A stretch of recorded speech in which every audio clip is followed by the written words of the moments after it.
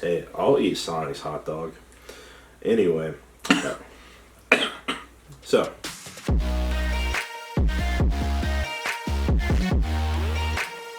Hey gang, I'm Will. And Chase is who I am. And welcome back to That's Just WAC. 2024. It's already here. It's a thing. We're excited. We're a full month in. We're late. I had to make some phone calls if I'm late. Okay. It's go time. And there's a lot of stuff coming up this year to be excited about. And my phone's already playing trailers. Speaking of trailers, movies and TV, they're coming out. By the way, the point of this video... We're going to talk about the things in 2024 we're looking forward to. Not our personal life stuff. That's for... Yeah, that's parasocial. Yeah. We're talking about movies, stuff we're talking about games, we're talking about D&D, we're talking about the stuff we like, our fandoms. Stuff that you could probably expect some sort of video on at some point. Exactly. Speaking of which... We're starting with movies, we're starting with films. Man, does Knuckles look good. It's the year of Shadow, baby, and Sonic is here to stay. 2024 is 30 years after 1994. Yes. Sonic 3 and Knuckles. This year is Sonic 3 and Knuckles. They did it to us. They did. Knuckles is looking great. Sonic 3 is also happening, and it's also looking good. We don't know much about Sonic 3 yet, other than Crush 40 is somehow involved. You hear the Live and Learn riff. You hear Shadow's laugh. The logo looks like Sonic Adventure 2. It's gonna be stellar. We don't know if Crush 40 is performing. We know that simply Paramount has acquired the rights to Live and Learn. We don't know if Crush 40 is back. That's a little disappointing. That's not where that's getting the video slowing down. The Knuckles trailer looks great. Knuckles looks good. I've seen a little bit of discourse. I just want to know what's going on. I love the Chaotix hat. I'm just ready for the big strong echidna to punch the other big strong thing. You think we're gonna get any new Sonic lore characters in Knuckles, like Rouge or someone? We already know we're getting a deep cut with Knuckles' elder, right? In some regard, he's there in the bowling alley. I think yes. Okay. I think if anyone, it's gonna be Rouge. It makes the most sense because she's important for Shadow's story. She's important for Knuckles' story. This will bleed into Sonic 3. Sonic 3. Speaking of, if he doesn't have his gun, or at least hold a gun, it's in a threatening manner at some point, I'm walking out of the theater and I will not continue. We have more movies.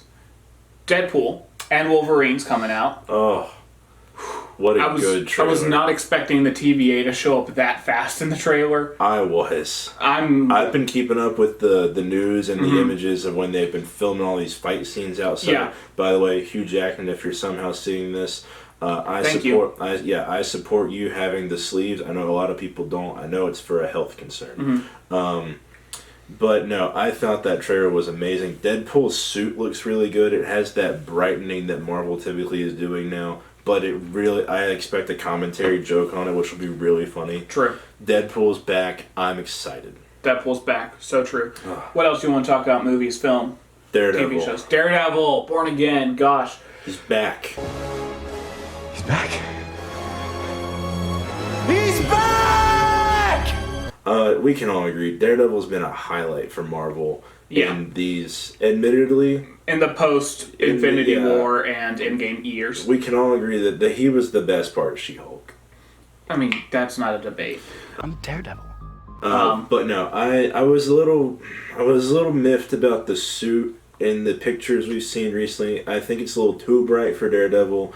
But at the same time... Could be the lighting, we don't know. Yeah, it could be the lighting. He's probably going to get shot a lot, and it'll probably look cool with the blood effects. Yeah. In terms of other Marvel shows, everything's not really got a scheduled release date. Some things are going to come later on this year, but... It's also part of that... I think X-Men 97 is the next thing to drop. X-Men 97 is probably the only other Marvel show that I'm actively looking forward to. The rest that I'm looking to Friendly Neighborhood Spider-Man. I mean, I just enjoy Spider-Man content. That is coming out this year. It's a little weird because it's not MCU, but it's kind of sort of MCU. Yeah. We don't really know if it's going to tell us the action, if they're going to confirm oh yeah, this is how Tom Holland Spider-Man got his powers. Anyway. What else movies, film? What else movies, film? Madam Web. Do you care? No. Kraven the Hunter, do you care? A little bit, actually. It looks like it'll be a good action movie. Pretty funny. I'm looking forward to Dune, Part 2. I saw the first one. I enjoyed it a relative amount. I'll probably go see the second one in theaters. I'm not on the dude hype train. Okay, but what about Kung Fu Panda 4? Always. Every time. Despicable Me 4? I cannot... Dude, is that this year? Yeah. Hell yeah. Animated movies are back. Inside Out 2. Yeah. Also is going to be a good one. Moana 2. Oh, yeah. Coming out. Man. I'm not a Disney... Animated movies are back, huh? I'm not a Disney adult, but I'll go see Moana 2. Yeah, I mean... The Rock is in it. I'll go see it. I enjoyed the first one enough to go see it. Yeah. Ghostbusters Frozen Empire? Yeah. Let the Ghostbusters let it be just sucked in the 80s. Valid. Are there other movies that anyone cares about ever? Because I'm looking... Do you care about Kingdom of the Planet of the Apes? A little bit, actually. Okay. You care more than I do. I do enjoy that franchise. What about the Mad Max stuff? Furiosa? No. Okay, apparently there's a Garfield movie this year. Yeah, Chris Pratt's in it. He's Garfield. What? I missed... No, wait. I remember that announcement. Garfield. I remember... Because it was like a month after he was Mario. He was announced to be Garfield. That was hilarious time. Because then there were all the memes about, Chris Pratt's also going to be playing whoever. Jacksepticeye. Chris Pratt's playing Jacksepticeye? Mm-hmm. Oh, Quiet Place Day 1. That could be pretty good. It's going to be good. I can already feel it. I'm looking forward to that for sure. They had one of the best Super Bowl ads. It's Beyond the Spider-Verse this year. They say it is. It took them 3 years to animate Hobie. Could be. It's not this year. All right. If it is, I'll wear a Spider-Woman costume when we talk about that video if it comes out at any point this year. It's on the internet. Now you can't take it back? I can't. I'll do it. If I'm wrong, I'll do it. All right. What about things that aren't classic American Hollywood movie and TV shows? We like, to a reasonable extent, anime. Mm-hmm. And Demon Slayer, Hashira Training Arc is coming up this spring. Yes. I'm looking forward to some more Demon Slayer. We're getting into the actual final stretch, which is really refreshing to say about an anime that I'm watching currently, because so many of them are not at that point. I'm looking forward to actually getting to learn about some of the Hashira we don't really know at all. The thing about the Hashira is before this arc, you had to really read the data log book, which I don't want to read that. I don't want to pay money for that. Yeah. I mean, you can probably find it online, but in addition, My Hero Academia, next season, coming up, also this spring, so that's pretty soon. My Hero fans, take a shower. Yeah, it's coming. It's getting into its final little bit. The manga's still not done, so I don't know what the cooldown time between this season and next is going to be. But I'm excited. It should mostly be action scenes and cool fights.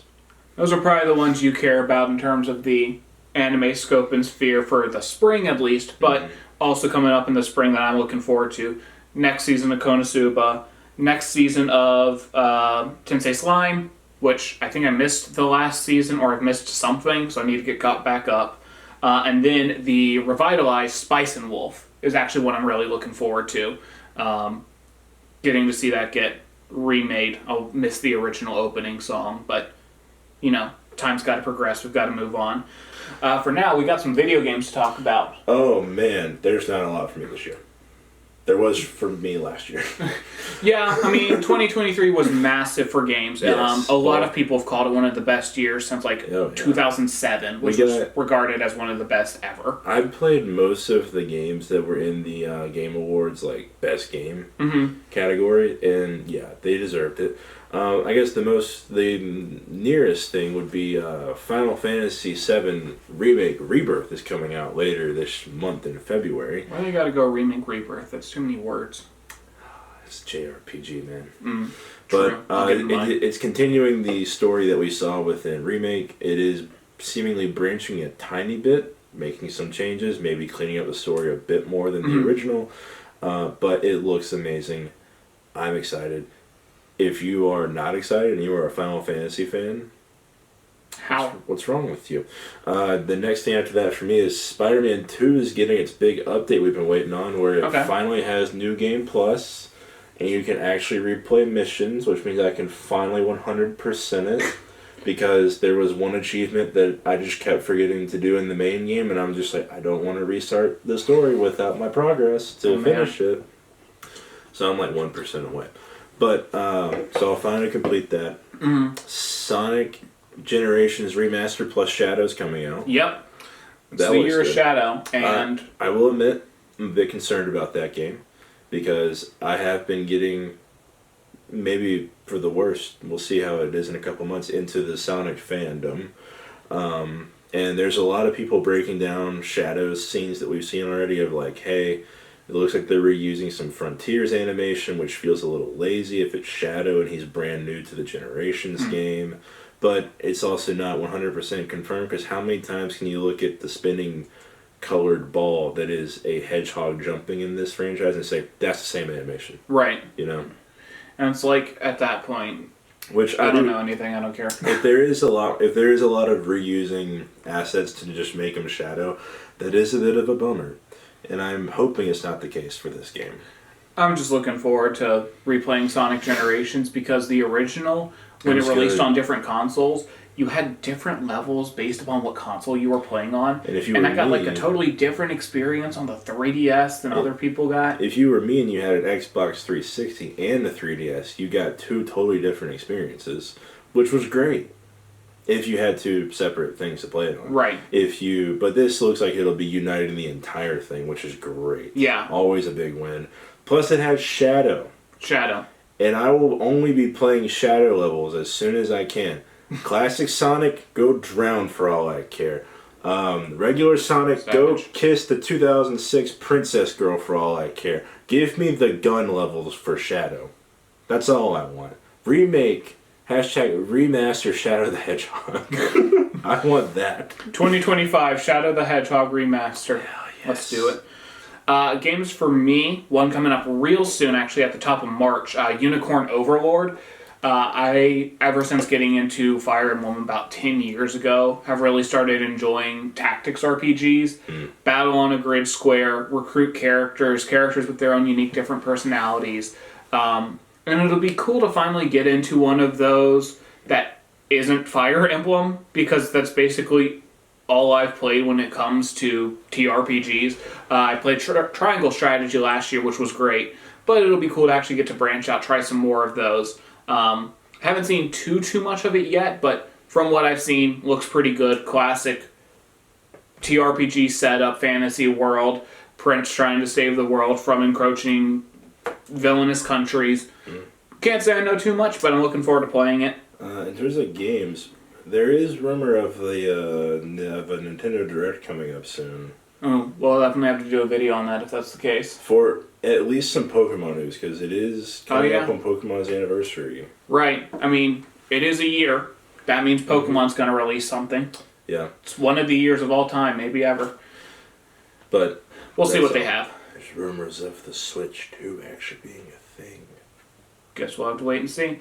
I have the same view for when it comes to Princess Peach Showtime. I'll wait for the reviews. Could be good. We'll wait and see. It looks fun.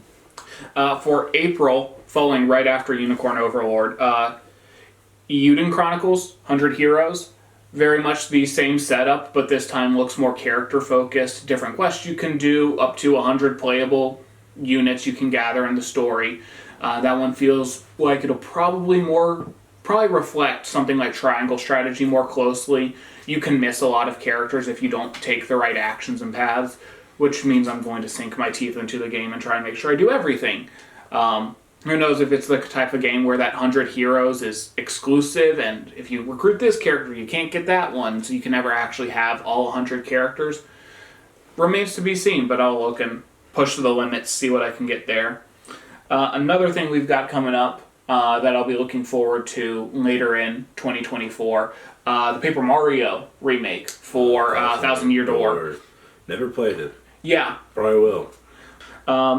I think that's about all I've got for games upcoming this year. Again, it's not as many, but... This is plus, we could get a lot of announcements over the course of, like, summer. Oh, yeah, I mean, there's still time. Yeah, it's it's February.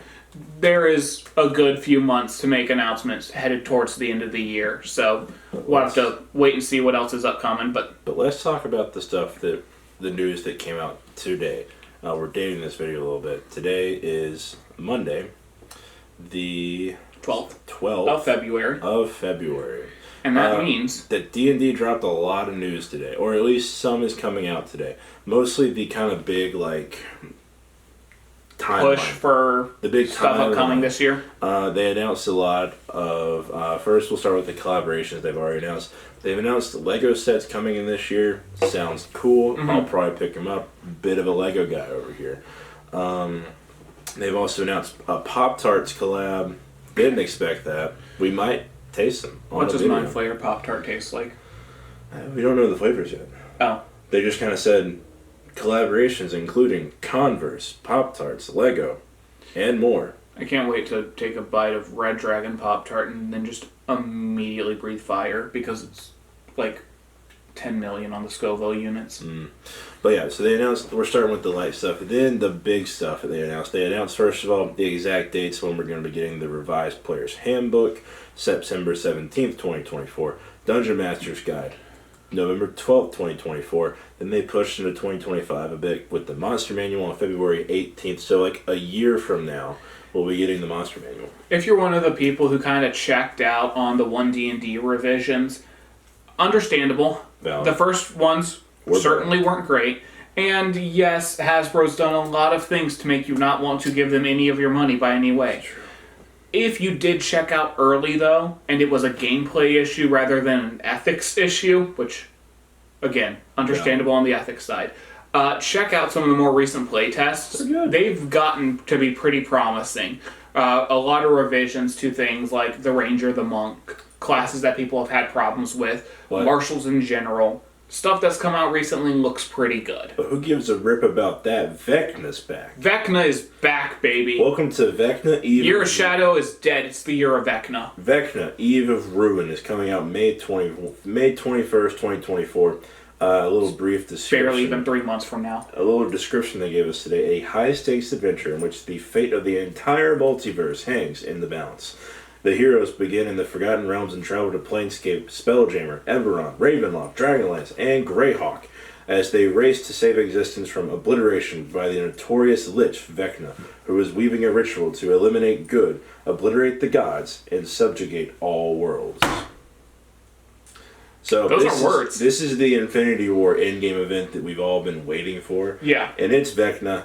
Our group's probably going to play it, and we probably will say, hey, we had characters that appeared across the Forgotten Realms, so Eberron, Ravenloft, Dragonlance, Greyhawk, and such. Might as well have them make cameos. I think we sure had characters appear in the Forgotten Realms and Ravenloft. No, we had some that were from Eberron. We had some Okay, we had a character appear who came from Eberron, Yeah. who came from Greyhawk. Yeah. Dragonlance. We're playing Dragonlance. Okay, yeah, we are playing Dragonlance now. Anyway. We did not do anything with Spelljammer, and we've not played anything in Greyhawk or Eberron. We just had two characters whose origins were those worlds. Anyway, we have another anthology book. Yeah. So if you aren't big on those, I'm personally not. They're cool, but this one's called Quest from the Infinite Staircase. If you're not big on those, I'm not, but they are cool.